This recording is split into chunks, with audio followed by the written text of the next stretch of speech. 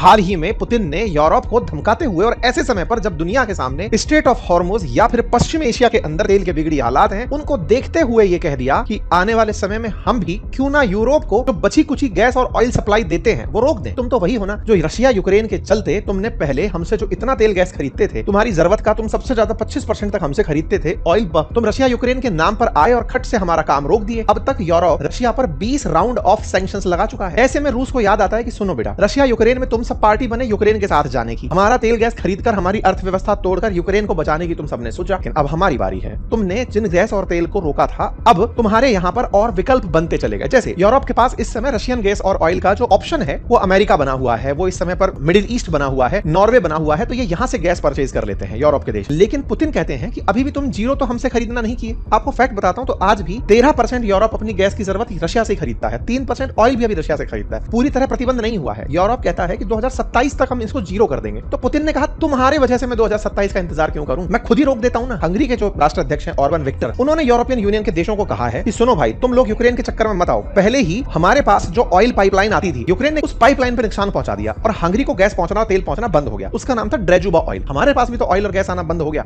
हमें अगर वहां से तेल लेने से रोका गया तो महंगाई पूरे यूरोप में बढ़ जाएगी। ईयू के काउंसिल प्रेसिडेंट कोस्टा खुद बोले हैं कि मिडिल ईस्ट वॉर का असली विनर कौन है, तो बोले ओनली विनर है रशिया।